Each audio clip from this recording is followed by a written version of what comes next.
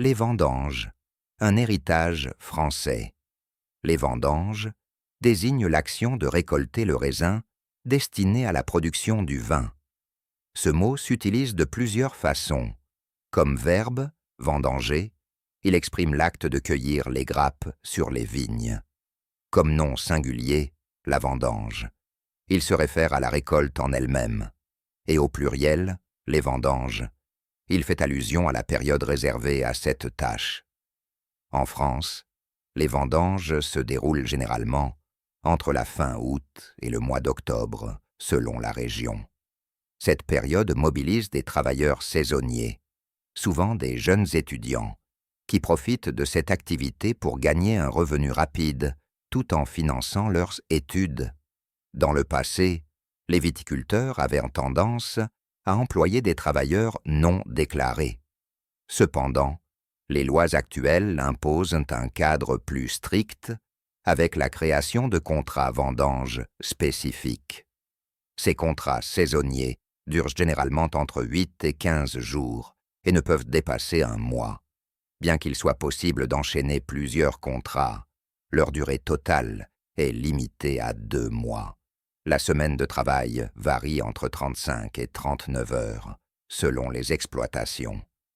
Le salaire, basé sur le SMIC, correspond à environ 8 € de l'heure, soit un gain net journalier de 50 à 60 €. Les tâches consistent principalement à couper les grappes avec un sécateur et à les déposer dans une hotte de grande capacité. Ces dernières sont ensuite vidées pour permettre un tri méticuleux, éliminant les grains endommagés. Le raisin ainsi sélectionné peut les transporter dans de grandes cuves où débute la vinification. Ce processus comprend la macération du mou, suivi de la fermentation alcoolique, grâce aux levures qui transforment le sucre en alcool. Enfin, le vin est transféré dans des fûts de chêne pour sa maturation. Le travail de vendange peut se réaliser manuellement avec des cisailles, mais aussi grâce à des équipements spécialisés. Cependant, dans ce cas, la récolte ne permet pas une sélection aussi précise des grappes, comparée à la méthode traditionnelle. Cela entraîne forcément une qualité moindre du vin, car les grappes récoltées sont parfois immatures ou légèrement abîmées. Chaque technique de vendange présente toutefois des atouts et des désavantages. Avec une machine, il est possible de vendanger aussi bien en journée que durant la nuit, ce qui permet de diminuer les coûts liés à la main-d'œuvre, un aspect loin d'être négligeable. Cette méthode est particulièrement avantageuse pour récolter le raisin blanc, qui est plus délicat et qui, en étant cueilli la nuit, reste plus frais. Par ailleurs, la durée nécessaire pour vendanger avec une machine est bien plus courte qu'avec la méthode manuelle. En général, il faut environ 2 heures pour récolter 1 hectare à l'aide d'une machine, alors qu'il en faudra 70 pour couvrir la même surface à la main. En termes de coût, une vendange mécanique représente environ 50% des dépenses nécessaires pour une vendange manuelle.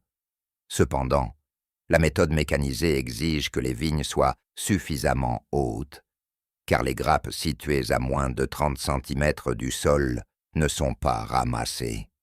De plus, les grains de raisin ont tendance à être davantage écrasés que lorsqu'ils sont soigneusement cueillis à la main.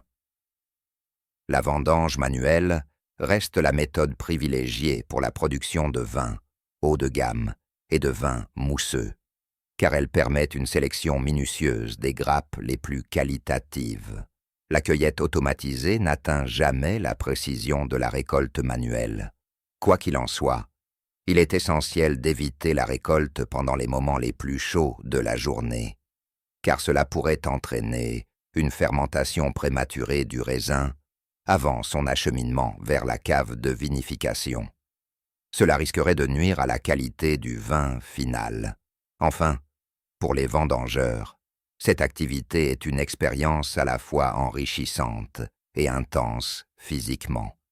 Elle permet de nouer des liens intéressants et d'obtenir une rémunération correcte dans un délai relativement court.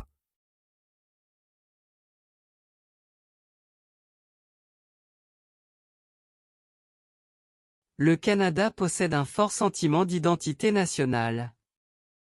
Pays bilingue noyé au milieu du grand continent nord-américain, il a gardé, depuis des siècles, sa propre culture. Ainsi, c'est avec fierté que les Canadiens célèbrent leur fête nationale le 1er juillet de chaque année. L'idée d'une fête nationale du Canada naît en 1868, 3 ans après la Confédération canadienne. Ce jour symbolise l'union des provinces canadiennes et leur indépendance du Royaume-Uni.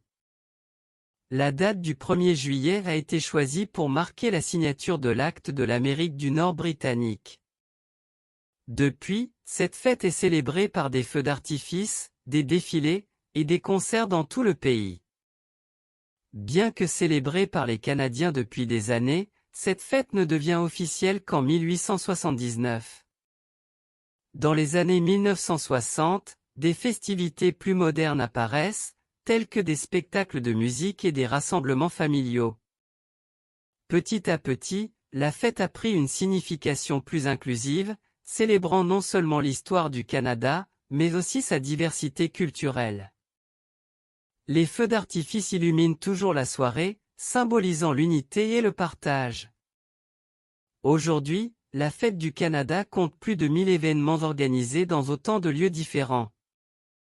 À Ottawa, la capitale, on peut admirer de spectaculaires feux d'artifice sur la colline du Parlement et écouter des concerts de célébrités canadiennes.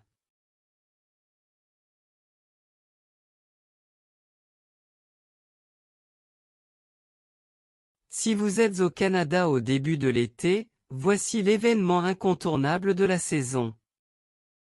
Cette année, comme toutes les autres depuis 1980, Montréal vibre au son du célèbre Festival international de jazz de Montréal, du 27 juin au 6 juillet. Malgré son nom, ce festival ne se limite pas uniquement au jazz. En effet, les dates choisies chaque année ne le sont pas au hasard, elles correspondent à l'arrivée des beaux jours, ce qui incite des millions de spectateurs à profiter des concerts en plein air et des spectacles dans les salles de la ville. Le gouvernement local a décidé de mettre en place cet événement artistique pour rendre hommage à la diversité musicale mondiale, ainsi qu'aux influences culturelles qui ont marqué Montréal. Le jazz, tout comme la ville elle-même, symbolise un mélange de cultures, avec des artistes venant de partout dans le monde. Chaque année, des musiciens de renom, comme Diana Krall ou Wynton Marsalis, côtoient des artistes moins connus mais tout aussi talentueux. La programmation du festival, qui en est à sa 44e édition, reflète parfaitement la position de Montréal en tant que carrefour culturel et linguistique. Au fil des années, cet événement est devenu un repère pour les amateurs de musique, offrant une scène aux genres les plus divers. On y découvre non seulement du jazz traditionnel, mais aussi du blues, de la musique électronique et même du reggae. D'ailleurs, l'engouement qu'il suscite est tel qu'il faut s'y prendre bien à l'avance pour trouver un logement pratique et participer à toutes les manifestations proposées autour du festival.